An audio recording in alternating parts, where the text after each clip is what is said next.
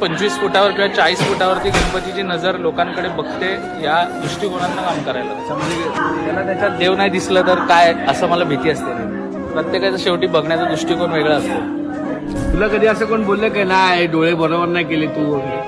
असतं प्रत्येकाला. बघ मी बोललो ना, जसं मी जे बघतो ते समोरच्याने नाही बघितलं तर त्याच्यात मी काय नाही करू शकत.